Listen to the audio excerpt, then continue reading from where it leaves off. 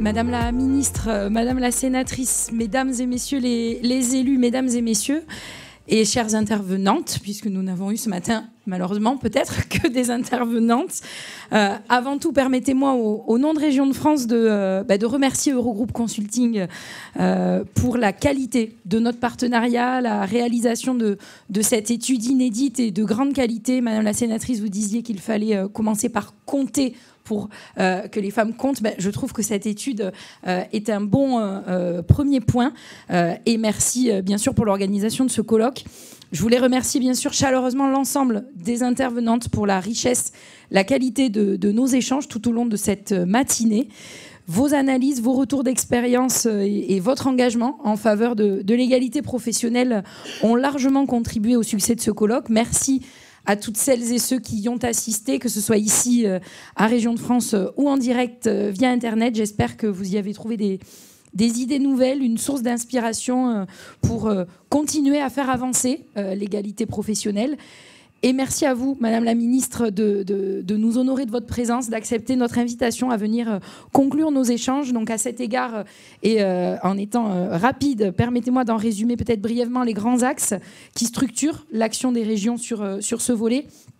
Tout d'abord, le premier axe, c'est celui de la création et de la diffusion d'une culture de l'égalité professionnelle au sein de nos régions. Nous avons mis en lumière tout au long de cette matinée l'importance des actions de sensibilisation, de formation pour déconstruire tous les stéréotypes de genre et malheureusement ils sont encore nombreux, à commencer par les campagnes de communication, les programmes de formation dédiés aux agents et aux agentes régionaux.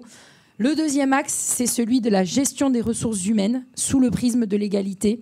C'est bien sûr l'alignement des rémunérations, des promotions, des parcours de carrière avec des dispositifs innovants tels que le mentorat ou encore la budgétisation intégrant l'égalité. Troisième axe, c'est celui de l'articulation entre la vie professionnelle et la vie personnelle.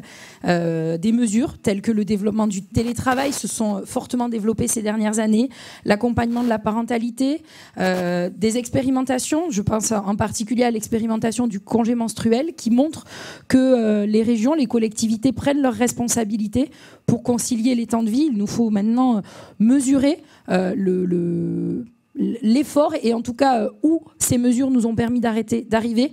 Sur ce dernier point, celui du congé menstruel, permettez-moi, Madame la Ministre, de solliciter votre réaction, votre aide. Alors j'entends et je partage vos craintes sur le risque que peut-être trop de contraintes nous amènent finalement à jouer contre notre camp et à être un enjeu de discrimination. Moi, je serais plutôt partisane de favoriser les expérimentations. Sur la base du volontarisme, les collectivités qui souhaitent le faire, laissons-nous le faire, puisque aujourd'hui, malheureusement, les services préfectoraux ne partagent pas toujours cette vision.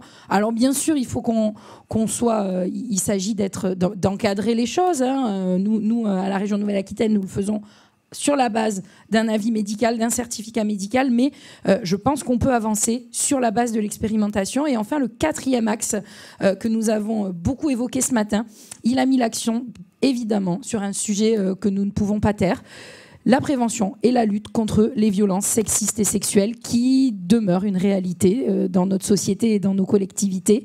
Donc l'instauration de dispositifs de signalement, de soutien pour les victimes ainsi que des actions de sensibilisation qui sont autant de démarches essentielles, indispensables pour garantir un environnement de travail sain et respectueux. Voilà très rapidement résumé nos échanges de ce matin. Au-delà de ces avancées, l'enjeu majeur des années à venir sera bien sûr de pérenniser ces actions.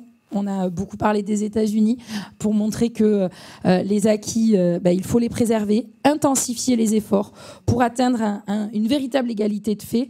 Pour les régions, et je crois que vous partagez cela, Madame la Ministre, il ne peut y avoir de progrès durable en la matière sans exemplarité des institutions publiques. Je crois que c'est à nous, collectivités, institutions publiques, de montrer l'exemple. Et donc je terminerai par ces mots, l'égalité entre les femmes et les hommes n'est pas une option, c'est une richesse, c'est un atout pour nos organisations, un impératif démocratique et pour ce qui est des régions, j'en suis persuadée, un levier puissant pour le développement de nos territoires. Merci à toutes et à tous pour votre présence et votre engagement. Et sur ces mots, Madame la Ministre, je vous cède avec plaisir la parole.